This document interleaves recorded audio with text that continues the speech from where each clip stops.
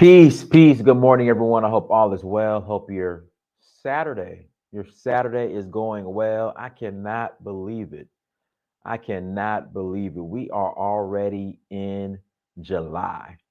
We already past the halfway point for the year, and it's crazy. This year has gone by so fast, y'all. We already in July. We are already in July. It's something else. Guys, do me a favor. I have a new mic, all right? I have this new mic. Um, Press one if you can hear it. Again, do me a favor. Press one if you can hear me clearly. If you're having any sound issues, if you can't hear me, please let me know. Let me just get this thing adjusted a little bit better. There we go. Yeah, I found it. I found this on Amazon. Can you guys hear me? You guys hear me pretty good? You guys hear me well? Do me a favor. Press one if you can hear me. Okay. I appreciate it. We gonna get it together, y'all. Let me clip it over here. Let me clip it over here.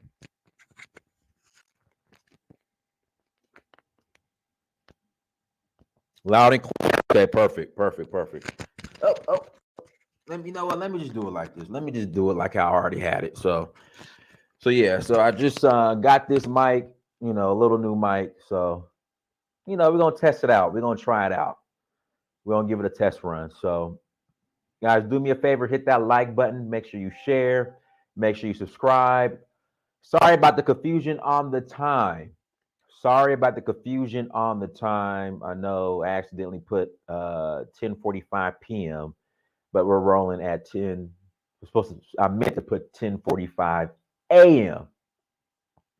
So going hard, we're gonna cover that. And going hard, I told my friend, my African friend, a long time ago.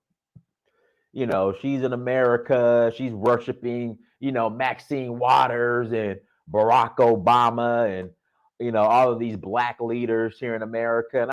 And if we were to replace your African leaders with our black American leadership, so if we were to send Maxine Waters, John Lewis, Clyburn to an African country, make Barack Obama the president of Nigeria, if we were to send them and put them in positions of leadership in an African country, you guys will still suffer. She didn't understand what I meant. She didn't get it. I said, listen, if you were to, again, take our black leaders and we could do a trade. We could trade your Nigerian senators, your African leaders, and we'll do a switcheroo. You guys will still suffer. Guys, one more time. Can you hear me clearly? This is a new mic. Can you guys hear me clearly? Can you guys hear me clearly? Just press one if you can hear me clearly. Shout out to Go Hard Gambia. Thank you. Shout out to Go Hard Gambia. But again, guys, hit the like button. Make sure you share. Make sure you subscribe. Tours. We are still rolling to Nigeria next month, August 8th through the 17th. August 8th through the 17th. Come and join us. Again, come and join us in Nigeria. You are more than welcome to come and join us in Nigeria for the Oshun Festival. So again, come and join us in Nigeria for the Oshun Festival. We will love to have you August 8th through the 17th. We're flying out of JFK. Come and join us, Nancy Arnett. This is one thing Black people have in common globally: incompetent leadership. Right. So come and join us in Nigeria. Sierra Leone, November 20th through December 3rd. Sierra Leone, November 20th through December 3rd. Come and join us. We'd love to have you. Love to see you guys in Sierra Leone. Again, we'll love to see you guys in Sierra Leone. Once again, come and join us in Sierra Leone. Would love to see you guys. We don't have black leaders in the USA. This ain't the 60s. Y'all, we're going to cover that. We're going to get into that. We are going to get in that. Also, too, I have on my EFI is Dope t-shirt. My EFI is Dope t-shirt, which is available at ilamir.com. It's available at ilamir.com. So go to ilamir.com, check out the gear. People always asking, Dynas, where do you get your gear from? Where do you get the gear from? Bam, Ilamir, ILEAMIR.com, ILEAMIR.com. And then if you're interested in the tours, it's donfo.africa, donfo.africa. I'll put it in the chat. We'll put it on the screen here. Donfo.africa if you're interested.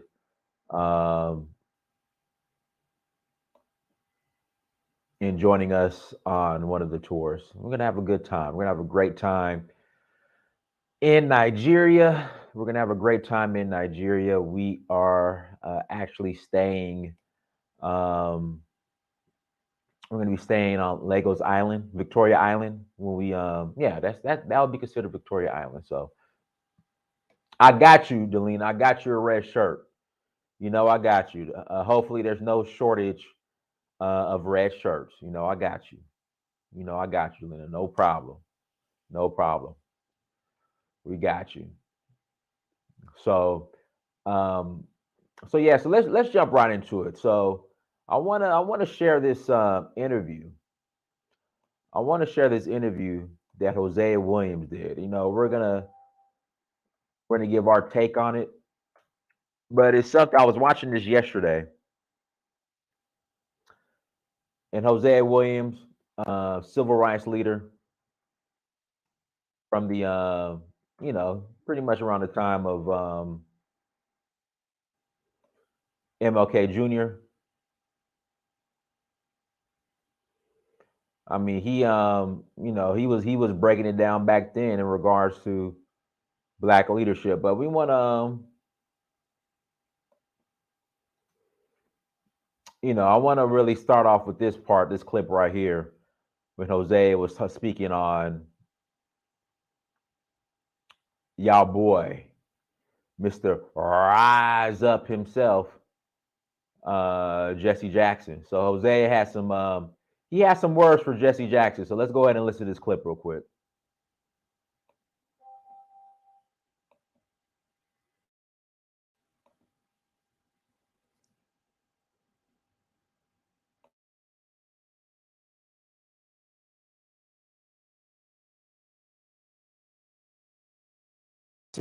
Movement, Poor People Campaign in Washington. And that afternoon, we were in the meeting, and someone said, Reverend Billy Cowles is outside, and he's upset. And Dr. King said, oh my God, I forgot to tell you, I promised his wife, who's supposed to be a great soul food cooker, we'd have our feet on her table at 5:30. Now it's 5:45, and we sit in the meeting. Dr. King said, everybody rush, and get ready in a hurry. Let's go. So I ran down and got to my room. My key wouldn't open my door for some strange reason. The limousine that had been loaned to us, I opened my door. I could touch the limousine. And finally, I heard the driver tell Dr. King, Dr. King, I advise you get your top coat, because even though I have the car on, it's still chilly. And the last words he said in this world, okay, Jonesy, I'll get my top coat. And I heard this thing say, bow. And I honestly thought someone had thrown a firecracker into the air. And I looked around to rebuke whoever was that stupid.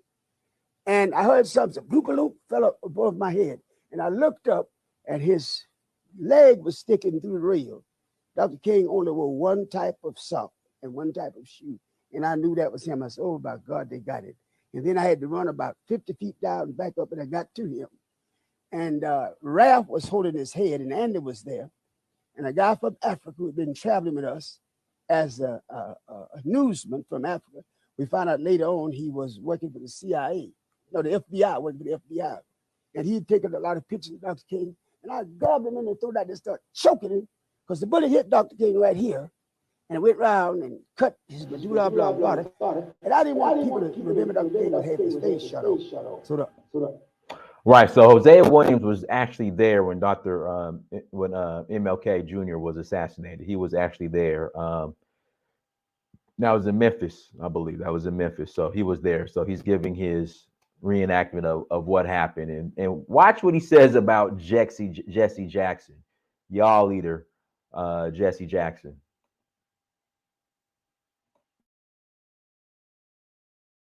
Andy ran and got a towel. And somehow or another, they took one more picture after I made him empty that camera.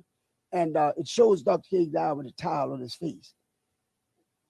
But I'm going to tell you, I was an expert gunner in World War II.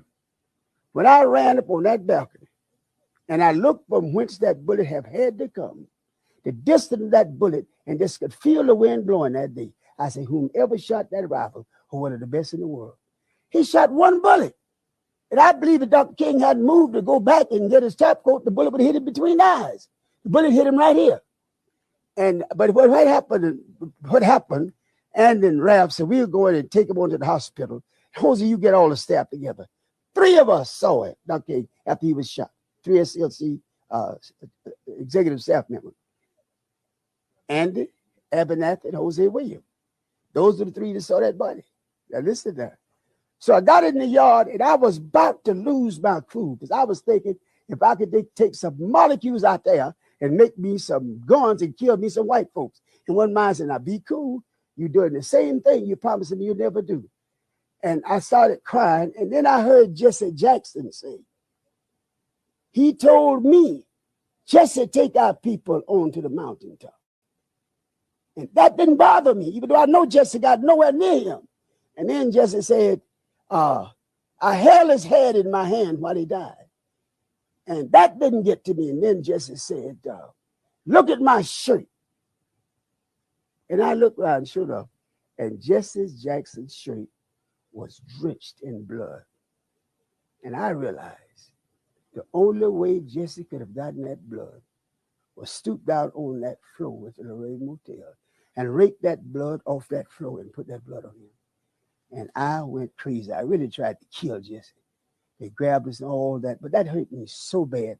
The other thing was, when Abernathy Nose came back, says, no need of prayer, no need of cry, no need of nothing. He is going, it's over. He's going to glory.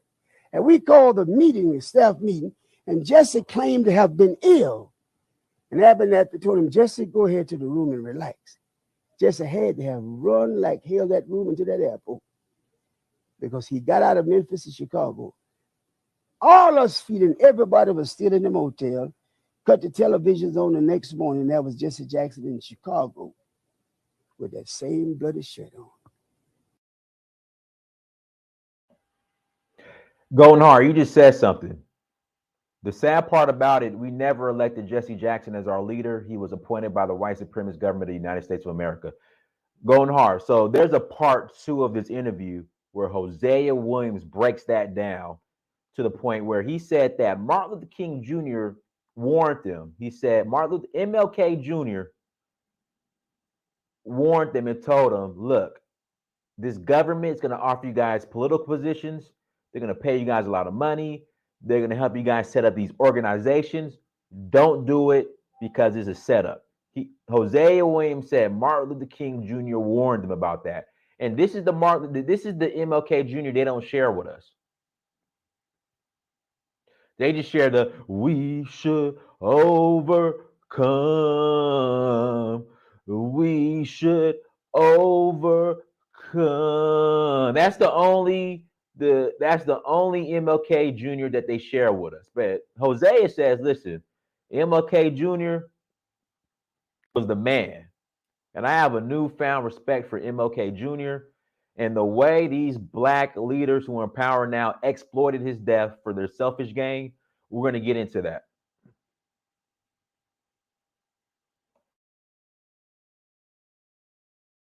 Telling that same lie.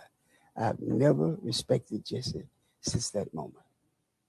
When they shot Dr. King, a black guy come running around that corner saying, he went that way, he went that way. James Earl Ray no more killed Dr. King, and I killed him. And everybody knew it. He was a patsy set up.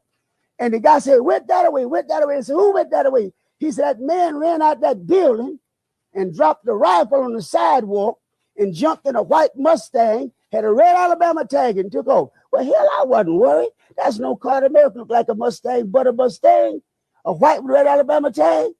Where's he going? The police have him like that. And I asked that rifle was left on that sidewalk. That was the rifle that James Earl Ray had purchased, but that was not the bullet that killed Dr. King.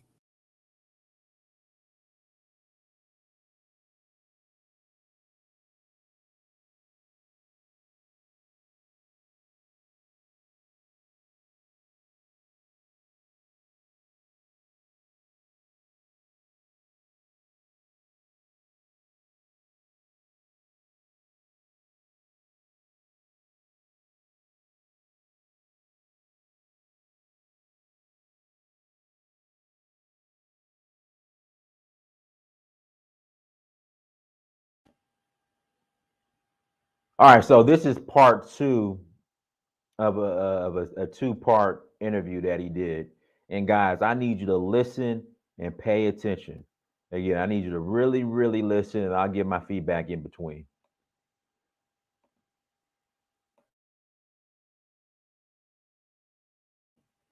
And family, do me a favor, hit that like button. You know, if you're not super chatting, the least you could do is hit that like button and go hard Gambit. You're absolutely right. Dr. King started to have nationalistic views, and then that's when they took him out.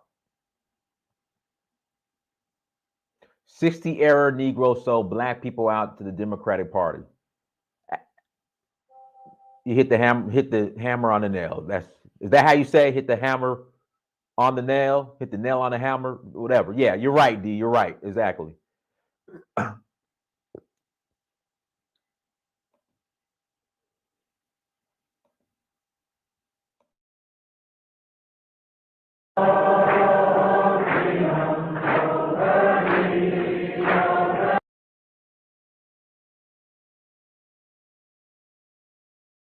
Our waited table out at East Lake Country Club, which was one of the most celebrated country clubs in America at that time. And I was aware of the racism. We used to get off right here on the corner, off the bus. If you got off that bus, you was black, you went to one of three places.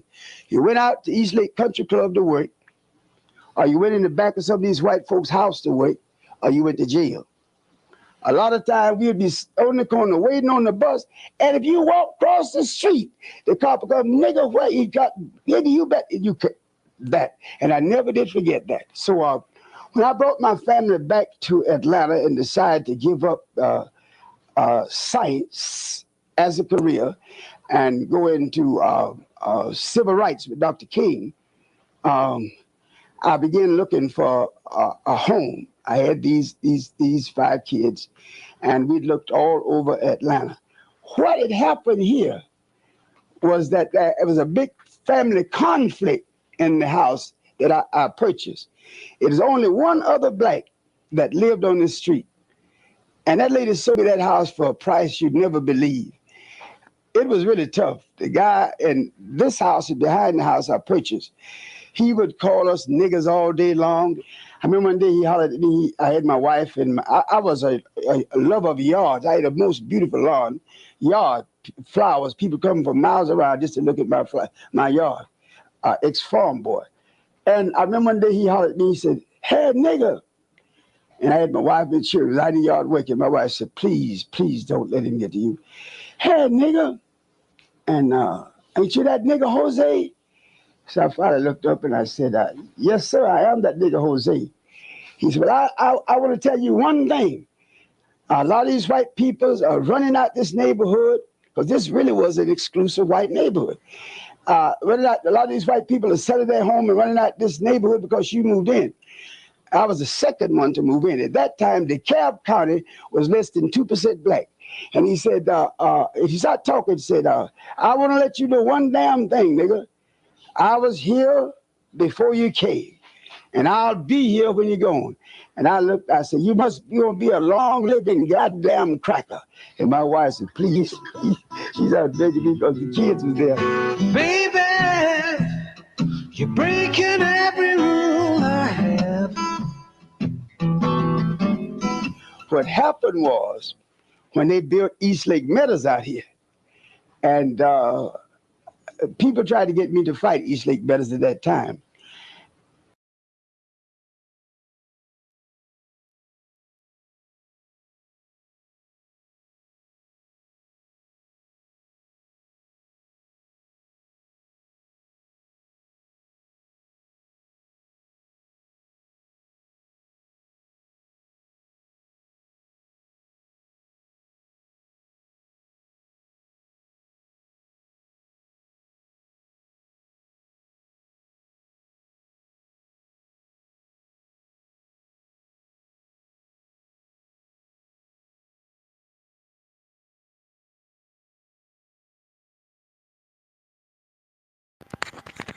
Can you guys hear me now?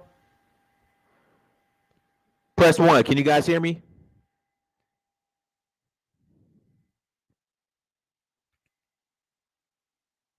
Oh, this thing went dead on me. Hold on. Hold on.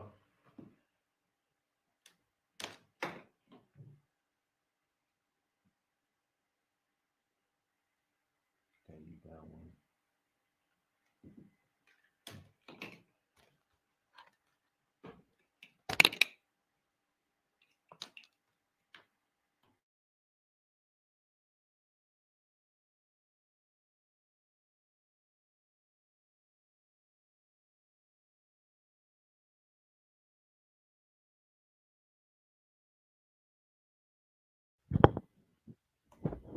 Hey, can you guys hear me? No, but can you hear me? I put in a new mic. I'm not even sure if this one's working. Press 1 if you can hear me. You can hear me? Press 1 if you can hear me, family. Okay, perfect. Okay. All right, so East Lake Meadows was a notorious housing projects here in Atlanta. Murder, death, crack. I mean, all the worst things you could think imaginable took place in East Lake Meadows. So that's a little backstory on East Lake Meadows. But there's a documentary. Again, there's a documentary on East Lake Meadows on PBS. It's very good. It just talks about, you know, the projects they built there and how everything pretty much went to hell. So again, check out that documentary on East Lake Meadows on PBS.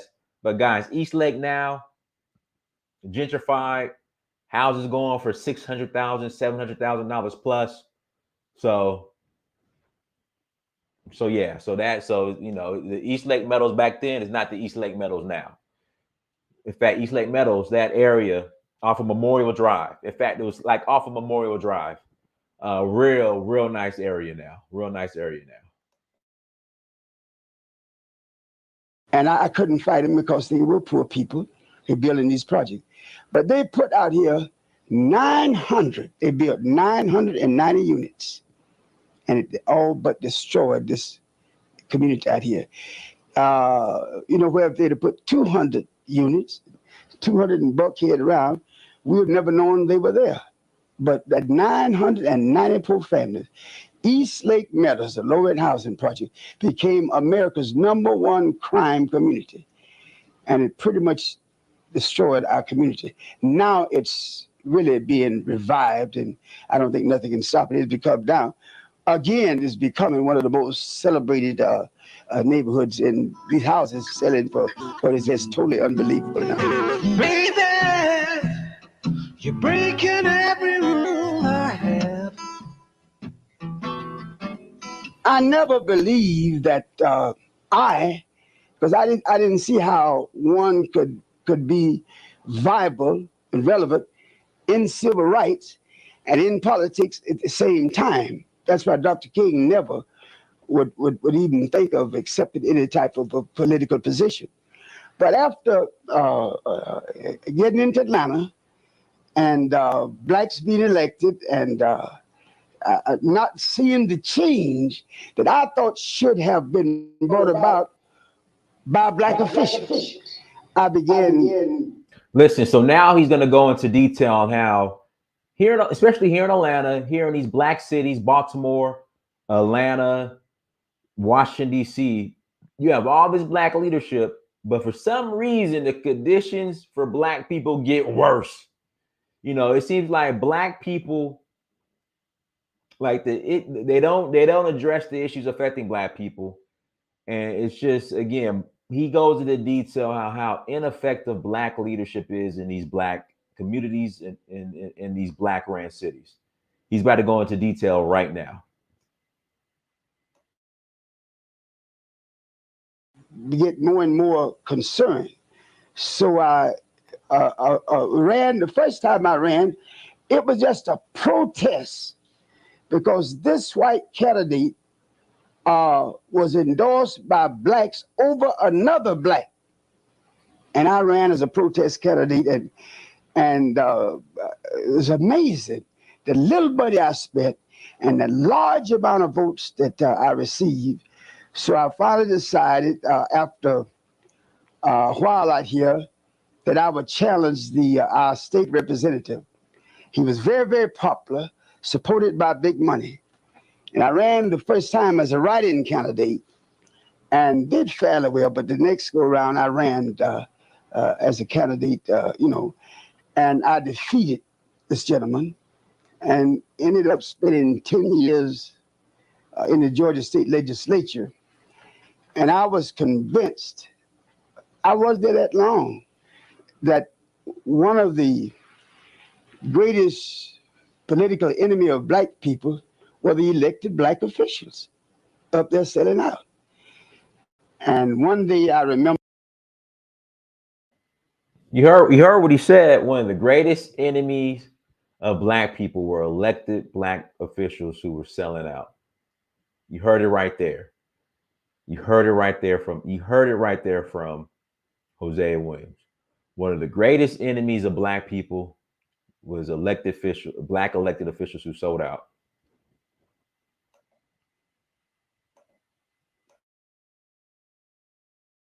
That we passed the bill. It was an insurance bill. And at that time, you only had about 18 blacks in the general legislature, the Georgia legislature. And we passed this bill by something like 4 or 5 votes. And we were so happy because a bill that would help poor people. And the Speaker of the House, who presides over the House of Representatives, called a recess. And just as sure as I'm born to die, those insurance companies went out in that lobby and bought off enough blacks. And we went back in session. The Speaker called the bill back up, and the bill was defeated. And I jumped that day and cussed everybody out. And they said I was leaving. And I resigned from the Georgia State Legislature. Somehow or another, I got the feeling that I could make a sizable contribution by being a member of the Atlanta City Council. And so then I ran for the Atlanta City Council. And really, I found big Uncle Tom's of the Atlanta City Council. Then I left up at the state legislature. So I gave that up. And a real conflict came out here. I only had one person on the DeKalb County commissions. And that commissioner was imprisoned. And I ran against the black candidate that the power structure had chosen. And I defeated him, which made me the only politician in the history of Georgia, and that stands today, that have held all 3 positions. I was a city council person. I was a county commissioner, state legislature. No other politicians ever been able to do that in the history of Georgia. Also, I'm the only person in the history of Georgia have won a political position in the state legislature from prison. Baby, you're breaking every rule I had.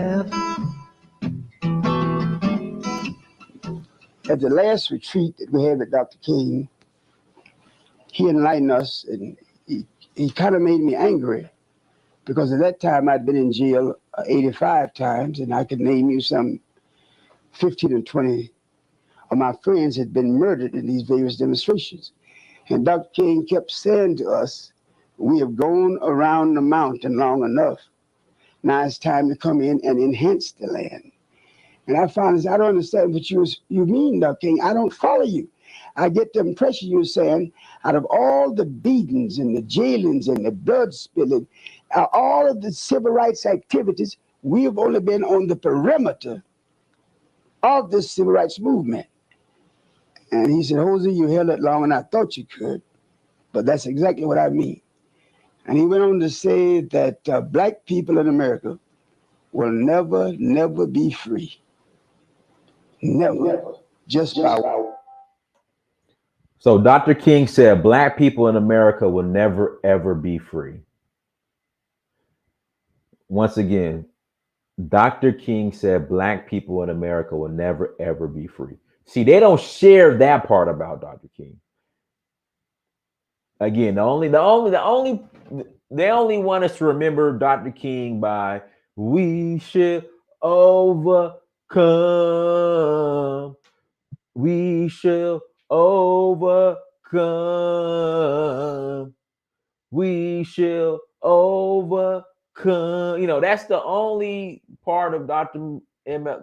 King that they want us to remember.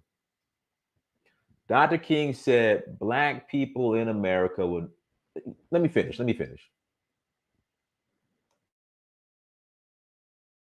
Wiping out racism. If black people wiped out, now it's time to come in and enhance the land. And I found this, I don't understand what you mean, Dr. King. I don't follow you. I get the impression you're saying out of all the beatings and the jailings and the blood spilling, all of the civil rights activities, we have only been on the perimeter of the civil rights movement. And he said, Hosea, you held it long and I thought you could, but that's exactly what I mean. And he went on to say that black people in America will never, never be free. Never. Just by wiping out racism. If black people wiped out every vestige of racism in America and totally integrated every aspect of American life, they would not be free. If black people will never be free, and he said it with such an emphasis, until we control our fair share of the economy, that our society was economically driven. The politicians make the law. And then that's when they took out Dr. King. When he started talking economics, that's when they took him out.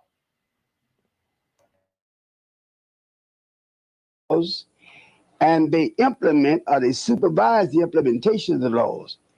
But these politicians do what those boys with that money said do. And that's when he said that we must shift from the civil rights demands into the economic demands. He also said in that meeting that if I do not change, they're going to get me. But I cannot change because I know I'm pursuing God's will. And he said that when they get me, they're going to be very surprised because get me will not stop nothing.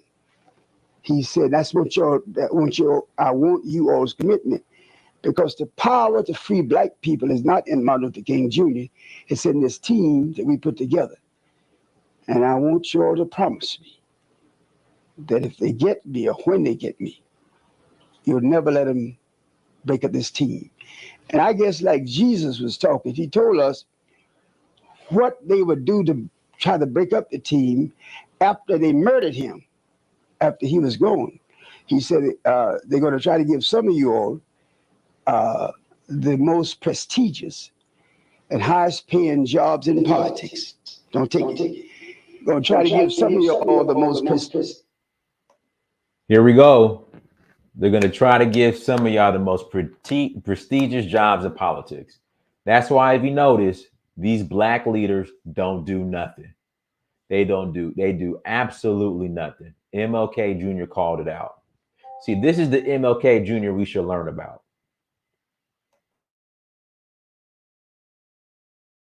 Prestigious and highest paying jobs in private industry. Don't take it. They're going to try to get some of y'all to start your own national organization, become competitive with SCLC. Don't take it. And we promised them that. Of course, we didn't keep the promise because that's what failed SCLC. The person that was in King's Inner Circle deserted the organization after his death. And that's what made, I don't know, to be honest about it, black people today are worse off in America than we were 35 years ago. Because not only Black people today are worse off now in America than we were 35 years ago, and it's only getting worse.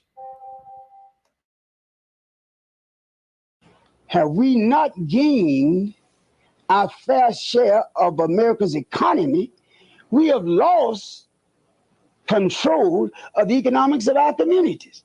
And that's across this country, not just in Auburn Avenue. It's true in Harlem. It's true in Boston, Washington.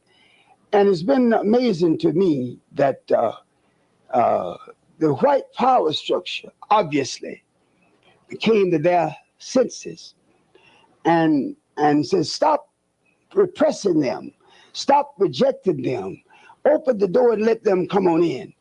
And black people unwisely throughout this nation went out through white America and spent all of our money. White America did not reciprocate, did not spend hardly any money in the black community. And the black community, Like I bring up all the time. Whenever ADOS, FBA, whenever they're on this, oh, these black immigrants come over here and they, they go to the white man and they partner with white supremacy and all that.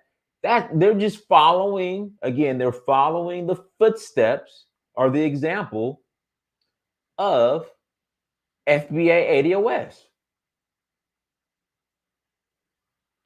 FBA ADOS went out of their way to integrate into white society. And for some reason, FBA ADOS is upset when black immigrants do the same thing. It just, I don't get it.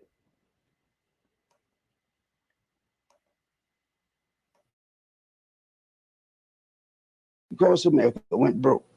That's what happened to Auburn Avenue. And it's really pitiful that the blacks that we got in office, in many cases, they became the house niggas,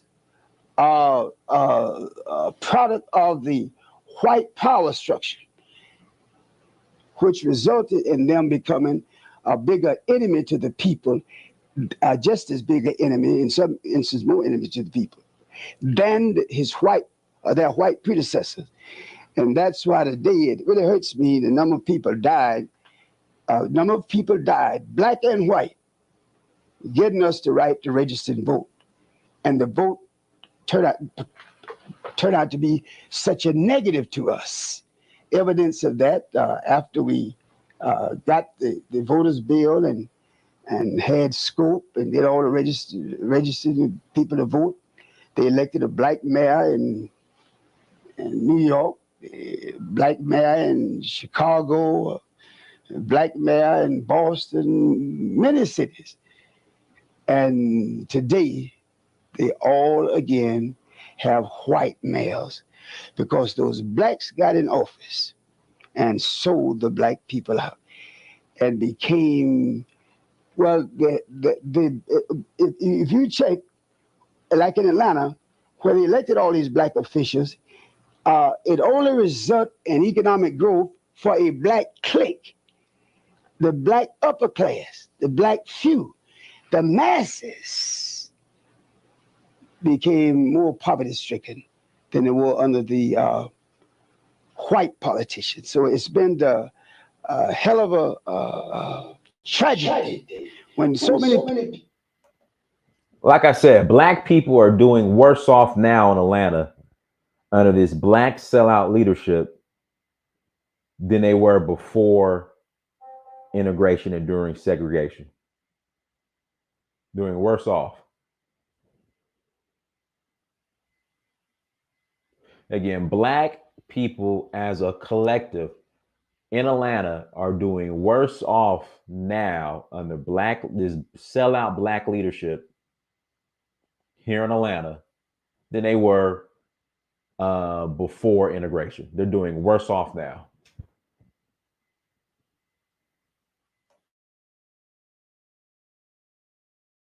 People bled and died to give us the right to vote. And the vast majority of the blacks that we voted in office became a puppet for the white power structure. Baby, you're breaking every rule I have.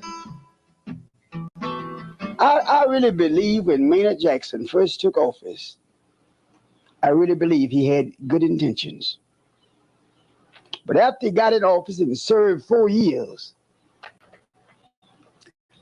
he and his associates became money thirsty. And the elected officials of Atlanta began to feed the black community economic crumbs. That major money went to those white establishments. And like I've said before, man, I live in Atlanta. Again, I live in Atlanta. Atlanta is white corporate owned, black managed. Again, Atlanta is white corporate owned, black managed.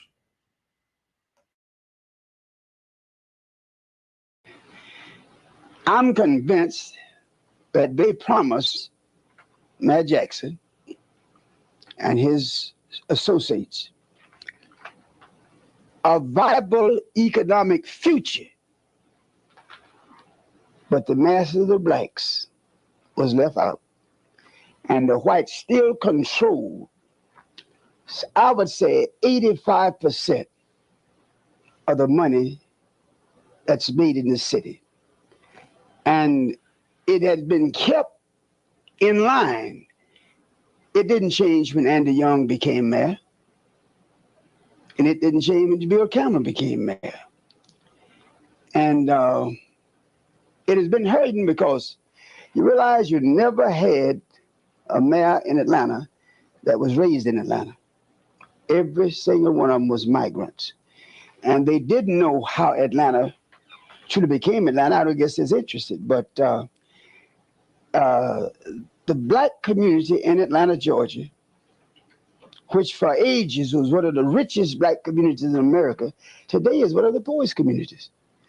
And it was done under a black dominated control administrations. If you go down there now, it's just hard for a black company to get a contract from the city. A few black companies, they pick just a few, and those are the ones close to the mayor. But the masses of black companies, they are totally left out. And it's a planned program thing.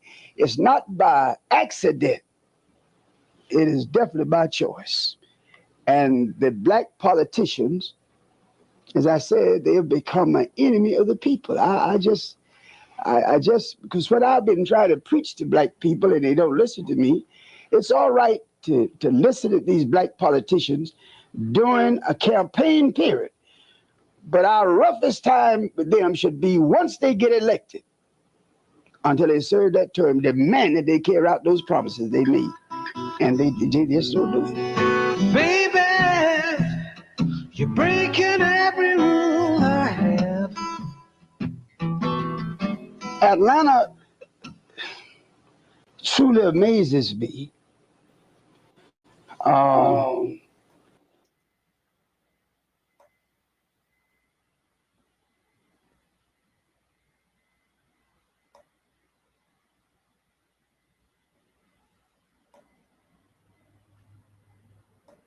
Like I said, Atlanta is white corporate owned, black managed. Again, Atlanta is white corporate owned, black manage. You're breaking every rule I have. Atlanta truly amazes me. They have diminished the black economic power here. And I just don't see blacks being able to gain any economic power in the white communities or the white areas that would be any significant. For instance, even today, I said we had Auburn Avenue, blacks had Auburn Avenue, and the white folks had Peachtree Street. Auburn Avenue has been demolished. It's been economically destroyed. And it was not accidental, it was intentional. It was planned to destroy it. But at the same time, today in Great Atlanta, the economic, I'd say, center of Atlanta would be Peachtree Street. Auburn Avenue is gone. I don't know a black on a single brick.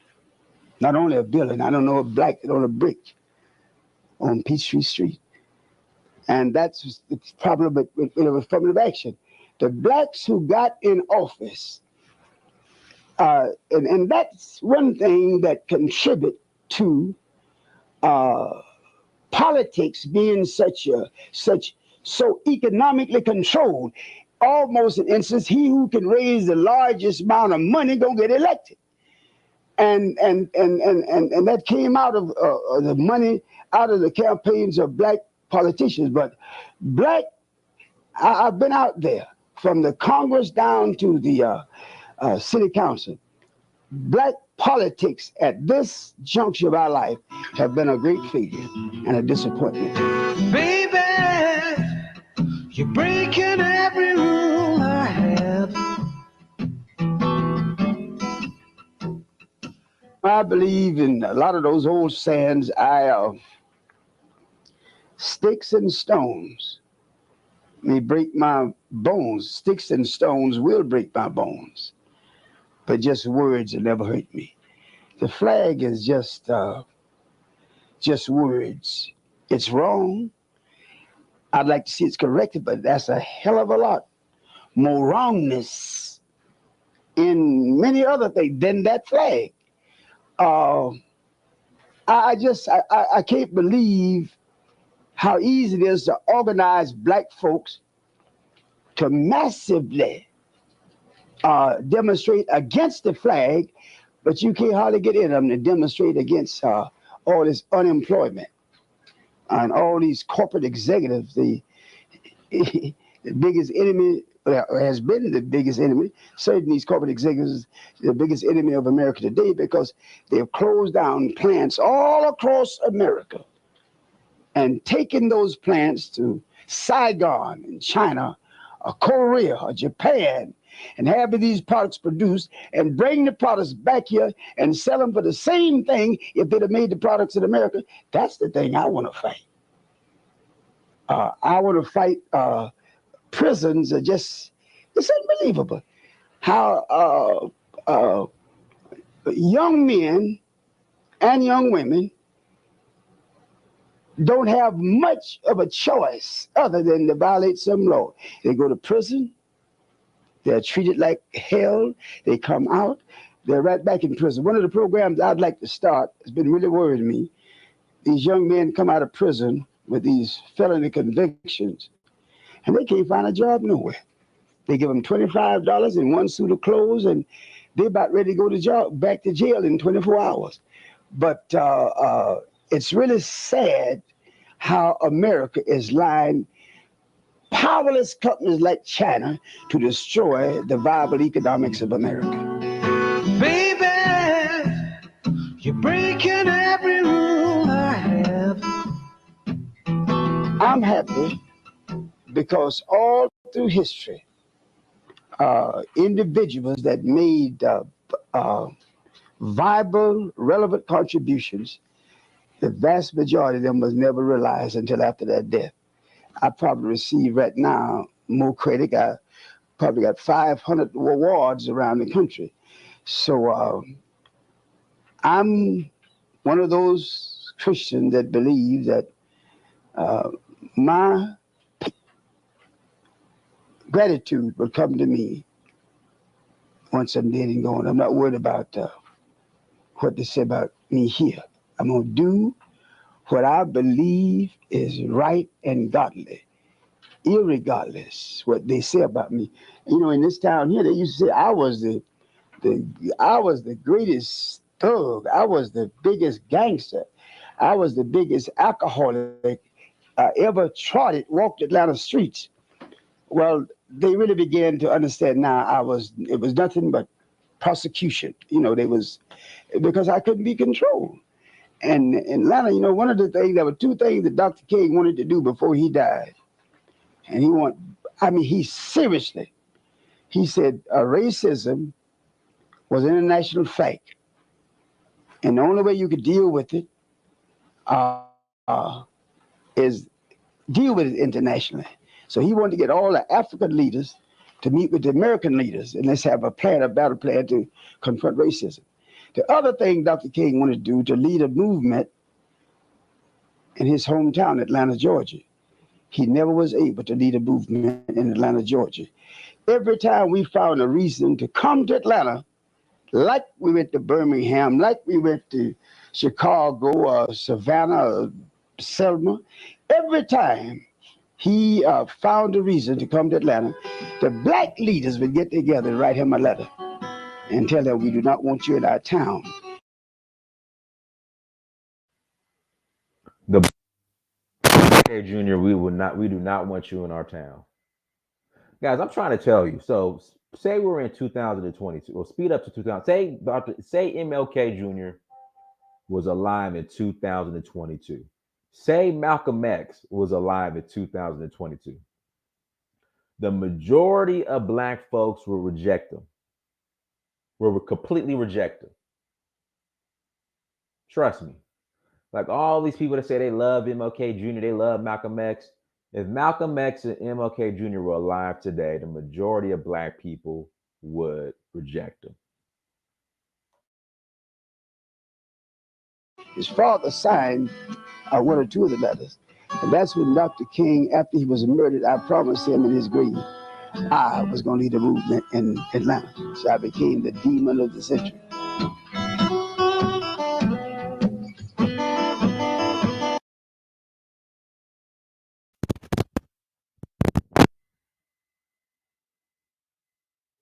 Yeah, so I wanted to share that with you guys this morning, and we're gonna watch this interview some more. You know, we're gonna watch it some more on another show. I'll be back later on this afternoon. Guys, do me a favor, make sure you share, subscribe. Also, make sure you hold on. So this interview could be found at the Hosea Helps YouTube page, a Hosea Helps YouTube page. So, you know, we're gonna continue to talk about this and have discussions around this because everything he said, he was on point. And that's why when people come on here and say, Dynast, what about the solutions? What about the solutions, Dynast? Black folks don't want solutions. You have people like Hosea, John Henry Clark, Claude Anderson, Malcolm X, Amos Wilson, who came with solutions. Black folks rejected it. And even we'll go ahead and say MLK Jr. Black folks rejected the solutions. They don't want solutions. They want victimhood and complaining, and I'm going to stand by that. Until next time, family, Dynast Amir, search for Huru. Peace. In fact, you know what? Hold on. Before I go, I have some time. We'll take some callers. If you want to call in and add to the conversation, go ahead and add to the conversation. If you want to call in and add to the conversation, go ahead and call in and add to the conversation. Love to hear from you, but you know we'll stay on another 15 to 20 minutes, and then what I'm gonna do, I'm gonna come back on this afternoon. Again, I'm gonna come back on this afternoon. Free game podcast. Here we go. Free game podcast. Go. Excuse me. Go ahead, brother. Man, that is really sad, bro. Like that really touched me. You know what I mean? That it's sad. But when you just said Claude Anderson, bro, that just made me even like it put me in a sunken place, right? This man been working his whole life to change Black America, and literally nothing. Like the Black Railroad system he's talking about, literally nothing have been done in Black America to get it done. No, none of the Black youth from from when he was younger to where you was born and to where I was born haven't made any progress. And the thing is, you had guys like Hosea Williams who were calling this out, but it went to deaf ears. They muted him. They trying to shut him down, try to discredit him. Yeah, it's Uh, just I don't know, man. I just think I really think black people are just stupid. I mean, I don't know. I just yeah, I can't say anything nice. Like what do you think the problem is, Free Game Podcast? Because no matter how much you beat them aside the head with stuff like this, they just want to reject it as a whole. I think the problem is we have severe PTSD. Any progress that we have been Man, we doing, gotta stop with the look, excuses. hold on, We hold gotta on. stop with the Let me excuses. let me finish. Okay, Let me finish. go ahead. Anything Black people feel like is productive, they attracted to being, oh, the white man gonna get me. Oh, the white man gonna do this. The white man gonna do that. But in reality, it's our own people. I've been saying it's our own people for the longest.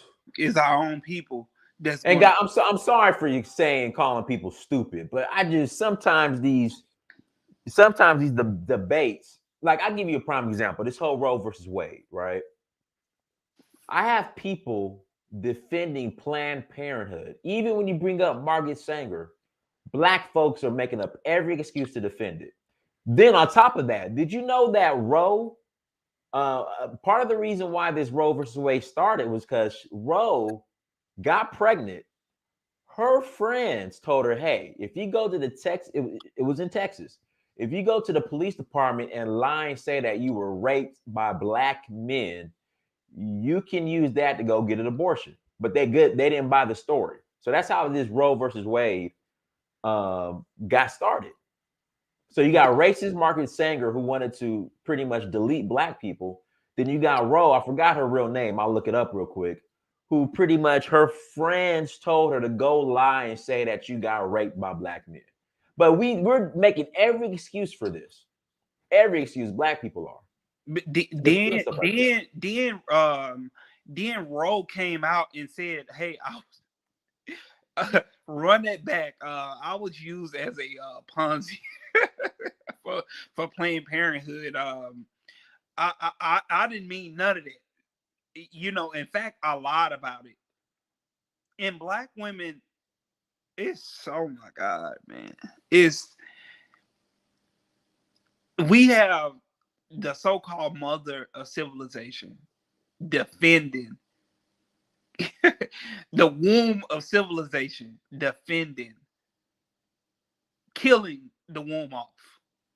Then when you get on the internet, let's do a Yanni Steen. Let's take pictures pregnant with our stomach out, naked, and then you have the same women saying, "Hey, my body, my choice. It's my right to have an abortion. I can kill whatever I want because I am the mother of civilization." Like we a big hypocrite in America, man. Rakoya, go ahead. Oh, sure. Can you hear me? Yeah, go ahead. Yeah, I just wanted to comment on your. Sure. Can you hear me? Yes, we hear you. Go Okay, ahead, go ahead. great. I wanted to hold on. Let me But stop there. there's like an echo coming on your end for some reason when you Okay. talk. All right, great. So basically, I wanted to address what you're saying. You are absolutely correct. Um, The reality for most people, and I speak as an African, which really are, we're all the same. We need to seize an opportunity to control assets. That's the only way that we as Black people are going to change the dynamics. We have to own more. We have to seize resources because that's the language of capital, Western civilization, is that they control something. And the best way that we can get back control is what you've been talking about. African Americans need to connect their knowledge to resources in Africa. And so this whole FDA ADOS separation is dead on arrival. They don't understand that the way you They become don't understand. powerful, Like you they said, just don't dead get it. on arrival. Like it's dead on arrival. You leverage what you have here. You connect and collaborate with Africans who still own the land. They talk all these talking points, Chinese, whatever.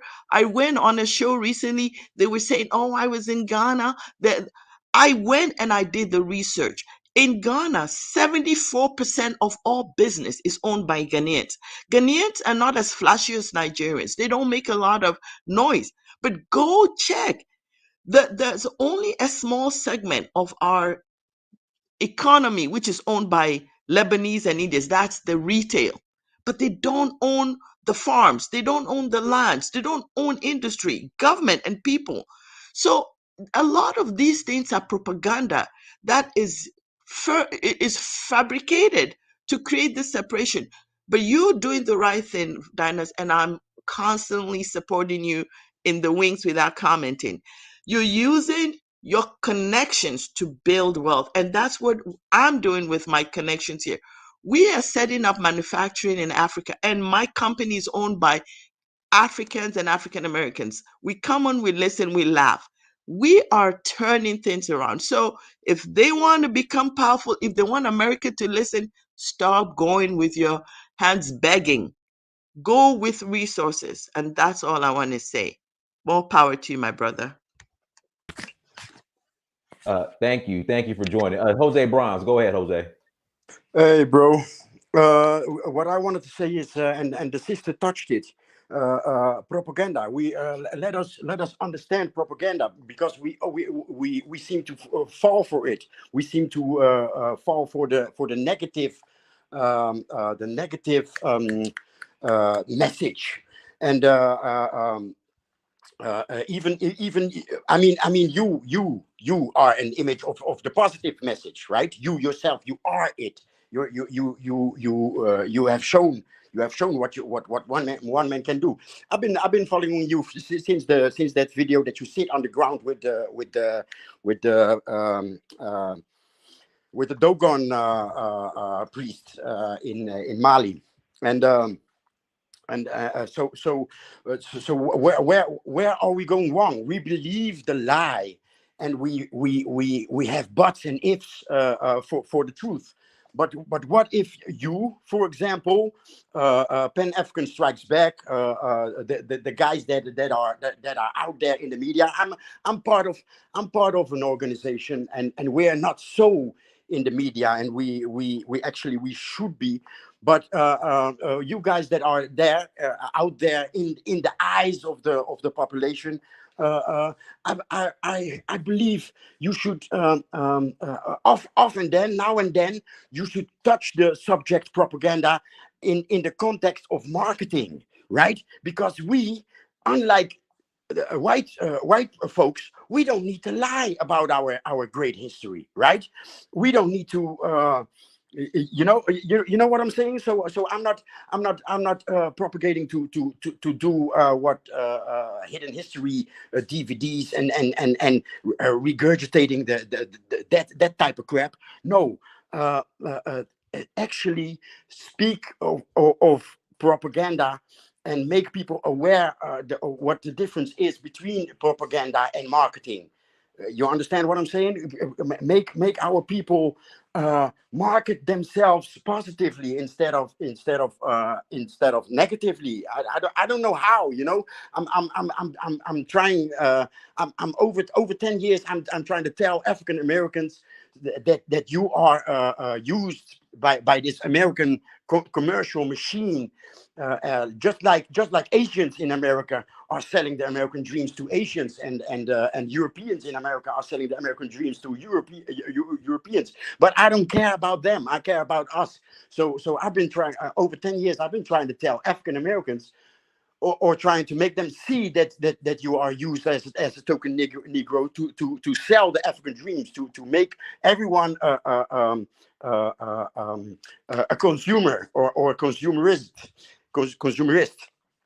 and that you are actually our Trojan horse in that commercial machine, and I feel because who am I? I'm this African with this Hispanic name to the average American, right? But am I coming through? Do you understand what I'm saying? I do. Go ahead. This believing of the lie of our people should stop, and we should start believing in the gods that we are. But how do you convince them? Anyway, yeah, I try to bring over a message again. I don't know if I came through, but this was what I wanted to say. Try becoming the Trojan horse, our Trojan horse in this American marketing machine.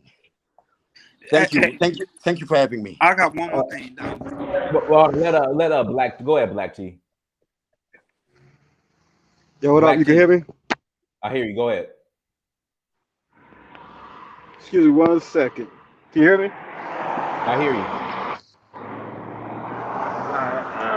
I've been listening to your show for a while. Been listening to Black T, you got a lot of background noise, like you're on a freeway somewhere.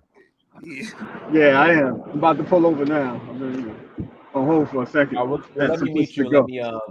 Let me go ahead. Free Game Podcast. You know, you was talking about Tariq, and you were saying that, basically, why are we so worried when African immigrants come over here? And I thought about how we grew up in the hood, and how hood dudes be like, hey, you on my block, this my block. Hey, we gang banging Crip over here, we gang banging Blood over here. And I think we have to say mentality in America, meanwhile owning nothing in the hood. You know what I mean? Like, you dying, you killing over Mr. Anderson property, and you don't own nothing on it. Right. You renting. You know what I mean? And Black Americans, we have the same mentality, like, oh yeah, this our country, we built this. Well, we own less than 1% of the whole country. I mean, everything, but we don't own nothing. You know what I mean? So why are we complaining when people come over here and on paper we don't own anything? And why are we so worried about, oh, an African immigrant coming over here? What that got to do with anything? We should have something established over here already. Exactly. Black T, go ahead, Black T. Unmute yourself. Go ahead. Yeah, I've been listening to this show for a while, and I've been hearing, like, when people are defining ADOS, FBA, Freeman, where are they getting their information from? I mean, how are they defining a particular ideology? Because I see everybody say FBA don't do this, or ADOS say doing this, or this person's doing this. I mean, where do they get information from? Are you going like to the website and taking points off that, or you just like listen to the internet and like hearing people say stuff, various things, and picking what you don't like, and then interjecting that and making that the main point? I'm just trying to get, and even what is a Pan-Africanist? I mean, what is Pan-Africanism? What is that doing? I mean, what ideology is that? It's just, I'm confused. Particularly, I'm FBA, ADOS, Freedman, Black American, born in America, all that stuff. So, I mean, I'm just trying to get an understanding of you guys' movements and what you're arguing about. But per the definition of FBA, ADOS, Freedmen, Black America, I'm that too. It's just when it comes to our reality here in America, I just deal it in reality and not delusion. And that reality is I just treat America as a corporation or a business. I'm not emotionally tied to this place. America's not my end game, and that's it. That's the right mentality to have about it, and I feel the same way. I feel like, hey, I'm FBA, I'm ADOS. You know what I mean? I was born here. My people been here, but as far as having emotional attachments to the country, no, I don't, and nobody else should, because the people that run it, they spend most of their time overseas. You know what I mean? They spend most of they got an Africa plan. They got all their plans that they need. All right, so do you feel like the people that do, like, they're invested in the country, maybe been in the military, they've got businesses and they're working here or whatever, even if they just live here, they just like to go to the lake or something like that every weekend and have a beer.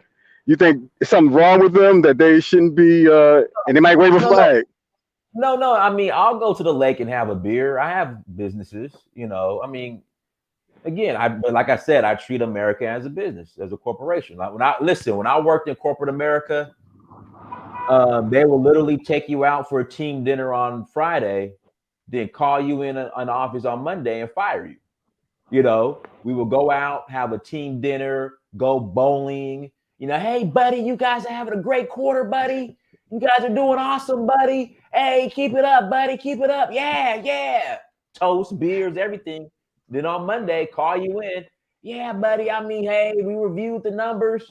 We took a look at the numbers, buddy, and hey, it's just, it's just not.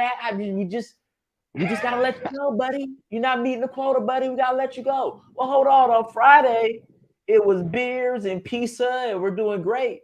But on Monday, you letting me go. What, buddy? Hey, it's just, hey, it's just a corporate decision, buddy. It came from the top. Buddy. I mean, hey, we gotta let you go, man. We gotta let you go. I'm sorry, buddy. Hey, we're not meeting our numbers. We missed our quarterly our numbers. The numbers are off. We just gotta let you go. That's how I treat America. Like, it's a business. It's a corporation. You ain't picked enough cotton for the wheat. and every black American should think that way. Or FBA, ADOS, Pan-Africanist, or whatever. Personally, I think so. But hey, you're you could think how you want to. You're entitled to your own opinion, how you want to think. But yeah, like I said, I treat this place as a corporation. Don't get emotionally attached, and that's it. I was talking to I told you I have a friend that's a Bible hour over there, and me and him was just talking because he a good dude. He break bread, and he was telling me, man, yeah, I asked him how much your rent is. He was like $1,000. I said, damn, that's high. He was like 1,500 to 2,000 sometimes. And I was like, damn, that's high. I said, you pay that per month? He said, no. That's for the year. That's for the year. I said, you pay that per year? I said, I pay $1,000 a month. He was like, y'all pay $1,000 a month? He said, we basically living in the same type of house, and my house probably a little bit bigger than yours. Yes, sir. Hey, Tyrone Leon, go ahead, Tyrone. Hey, what's good? How is LARPing to Africa and making up an identity for yourself and cultural appropriating random spots there economic progress for American Negroes here? Say that again. How is LARPing to a random country in Africa and misappropriating random cultures with a slim quantum and economic benefit or progression for the American Negro here? I'm not really concerned about the progress. I'm sorry. The American Negro in America isn't really concerned about the progress. If you just look at the decisions they make as a collective, yes, there are individuals who are doing good, are doing great, are making progress, but as a whole, the so-called American Negro, they can care less about progress. So, what I do in Africa, what others are doing is really Tourism, excuse me. tourism. Yeah, tourism. Tourism is a $500 billion industry in Africa. Don't you do that? Yeah, I do. Does that benefit your community as a whole? My community. No, I run a business. No, but does that help your community? Yeah, it does. How? You just said it doesn't. My community in Africa and the community of I'm like-minded talking people. about your people. Okay, Tyrone. So the like-minded Black Americans who are developing an Africa plan, who are interested in Africa, yes, it benefits them and it How? benefits the community. Because Marcus Garvey himself never been to Africa. He died in London, and everybody shits within the Pan African community. They shit on W.E.B. Du Bois, even though he actually been to Africa and died there. But how did that Who say Marcus Garvey economics? is the standard though? No, but how did that benefit the American Negro as a whole when you already have resources Okay, and stuff within your own backyard? so Tyrone, what I'm saying is I'm not focused on the American Negro as a whole. That there's no hope in that. That's a waste of time. So Again, I'm how is there dealing with hope in rescuing other foreigners that come here on a daily basis and eat off of your shit? well I the mean, 1%. Hold on, the less than 1% that we own. How's that eating off of our shit? The less we only own less what than is 1%. less than 1%? Maybe Dude, listen. because you don't support or fight hard enough for your own shit What what within what what America, what but you want to what go flee tell me and tell me rescue about somebody else that's not helping you out in tell me about return. How is that an economic okay. solution for your own people, though? Okay, Tyrone, this is the point. This you gotta understand. Black America's problem is Black America. It's not racism. It's not the white man. It's not the immigrant. It's Black America. And so until Black America focuses on Black America, interjecting all these other groups, it's bringing them up as an excuse and to to But be evasive. you already had the land, though. You already Huh? had the land. What Why did you land? flee? Why did you flee the South to go into these cities? Why did you want to flee to Africa instead of building up your economic base within your own state and county within the United States South? Because like I said, Tyrone, I have no emotional connection to America. My end game is I have no emotional connection to anywhere but here. okay. I Well, have no economic hold on. connection to Africa or anywhere else in Okay, the world but here. okay. So Can then, Tyrone, why? Hold on, Tyrone. Why are you here then? Why are you on the show? Why did you call in? Go do your thing, brother. Good Because luck. I wanted to know, why is preaching to Black America to immigrate to Africa and misappropriate random cultures, how is that a benefit for us when we have a lot of shit to do here Tyrone, for bro. ourselves? Tyrone, do your thing here, brother. Do your thing. Do your thing, brother. Do can your thing. can Good can luck. I get a part of Go ahead, Free Game Podcast. Tyrone? What's the detriment of going over there? The detriment of going there is helping other people build up their economy while they're not helping you out in return. Okay, so why do China go over there and they're way more richer than us? China can go over there because everybody to extent is from Africa according to the Pan-African mindset. That don't have nothing to do with it. I'm talking about economics. It Why do does China? have everything Why? to do with it because Africa, Asia, and Europe is one big supercontinent, is it not? No, it's not. It's Yeah, not. it is. Just like the No. Americas, there's no water splitting up Hey, Africa, Tyrone, Europe, hold and on, Asia. Tyrone, listen, brother. Listen, brother, good luck. Do your thing here in America. I can't wait to see this big, huge metropolis that you build here in America. Good luck, brother. But I don't want you wasting your time here when you could But be how building. is Okay. building Wakanda without its economic Right, prosperity exactly. helping Africa? Well, exactly. So don't worry about it. Tyrone, don't stress yourself, brother. Just do your thing here, man. Don't stress yourself about Wakanda. All right, do your stuff here in America, brother. Okay. Hey, man. Good luck. Good luck to you. All right, go ahead. I don't understand. People bring up Marcus Garvey and all this. Man, that was 200 years ago almost. Hey, it's time to move on to something else. Now, instead of them looking at the future and seeing, hey, maybe Dynast is the new Marcus Garvey. You know what I mean? Maybe you are in the role that he wanted to play. You know what I mean? They look at things as, oh, we're gonna have to keep it in the past and all this and that. No, that's not how the African mind works. You are your ancestors. Your ancestors are you. You know? So we look at things from a past tense perspective. And plus, uh if it, I say China, Japan, because 100 some years ago, China and Japan was poor as hell. But guess what? They got a plan, and their plan was going over to Africa and getting wealth, whether it's good or bad. We can I go know. over there and do better. May I add something? May I add Go something? go go ahead. Then we're gonna pass it to King Tutoring. Then I gotta roll out. But go ahead, Jose. Then we'll pass it to King Tutoring.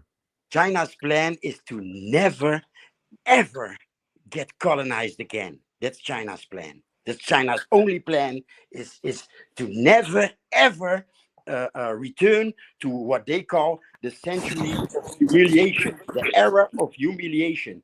That's their plan. Never, ever go that deep again. And it's that simple. Never, us Africans, we should never, ever want to depend on somebody else. Ever. All right. Thank All you. right. All right. King Tutoring. Go ahead and unmute yourself. You'll be the last caller. Go ahead, King. Thank you, my brother. Thank you. I want to speak as just from the middle. Um, Listening to your show, as I listen to Aboriginal, as I listen to Tyreek, as I listen, everybody to me is saying how we're this way or you're that way. Everybody is stipulating, you should be like this, it should be like that. And I'm calling on to say, I think with your platform, as well as other platforms, we should be working on something as just being here in the United States together, being one color. It has to be a reach that, like Tyreek is banging or going against this other brother. And when can they come together and say, let's ride together on this one fact, just because we're all people of color. This is where I think it's a responsibility that you have that you're neglecting. I'm not trying to dispose your position, how you look at Americans. I like you because you're a brother. And I just think that with your platform and coming together with the Tariq or something, and not coming together, but having our followers say, hey, where can we meet on the middle to push an agenda forward together? This is what my question is to you, my brother. Well, I respect everyone, but again, my end game isn't here in America. It's not. So, me building any type of institutions or anything permanent here in America, that's just not my goal. Like my goal is going to be on a continent. All right, I'm even telling people now. Listen, look outside of. You don't have to. If you're looking outside of America, it doesn't necessarily need to be in Africa. Look at Panama. Look at some of these other countries. But for me, my game isn't in America. My legacy is going to be left going to be built outside of America. So, I Respect, but I'm support just brothers. saying on the point of moving forward while you're here, instead of being divided, us divided against you, doing something together. I'm not divided against anybody. I mean, if you want to sit down and talk, and Okay, okay, give me an example. What are you talking about specifically when you say do something here in America? Like, what do you mean specifically? And the point is, I don't want to make like you can tell that I am from Compton, California. My name is King Tutoring, and but I don't want to say nothing negative, about Africans or their how they act. Same way you speak about Black Americans and how they are. I'm just saying it's in a negative light. Same way we have the No, Aboriginal King community. Tudor, no, The but King Tudor, Aboriginal community talks about the Indians, and the Indians are talking about them. And the point, I'm only no. making a point. The point is, when can we all find a common ground to move forward on? Okay, Even if that's all I'm saying. okay, but King Tutoring, what I'm saying is, and this is just fact.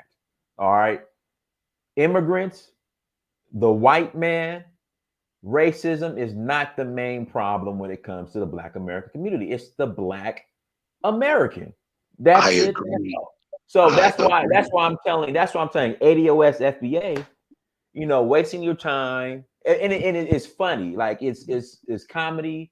I mean, if you want to get laughs, you want to listen to the Clubhouse and Tariq and them going back and forth, it's comedy. If you want entertainment, I, it's I entertainment. don't hear a common meeting ground for all of us that are. We're getting the same treatment from the white people. We're all experiencing the same thing. And I'm just looking at, instead of being biased, showing the differences of each other, when we have a commonality is our skin color. When do we start at least orchestrating the conversation to move together just off of our skin color? This is what I'm proposing to you, my brother. Move together, but again, move together. How? That's what I asked you. How? Proposing the conversation. We're so divided. You're Catholic, you're Muslim. Okay, well, you're FBA, you're this. Okay, fine. But yet we're still talking to the melanated brother and sister. So what I'm just trying to say is we all talking about each other's differences, understandable because of our different backgrounds. But we do have one commonality is our skin color. And I'm saying the conversation, at least trying to entertain and from the conscious community. How are we able to even have the conversation of coming up with one with your initial, my initial, and because we're all people of color, we're moving on one gender. And guess what? If you're all people of color and you're living in the United States, we are not doing Walmart this week. That we can be accountable, we can be on code, we can look at the next person and kind of be like, hey, bro, hey, sis, we ain't doing Walmart this week. It's from the 7th to the 17th. We ain't doing Walmart. I'm just saying, where does the conversation, excuse my animation, but where does the conversation of just because we're one skin color, we can move together, if that's financially, whatever it is. When do we even talk about that? I don't want to separate you, brother, because I'm looking at you. And guess what? Because I want you to look at me. And we the same, brother. We the same. And we should be able to move together just because of our skin color on an agenda.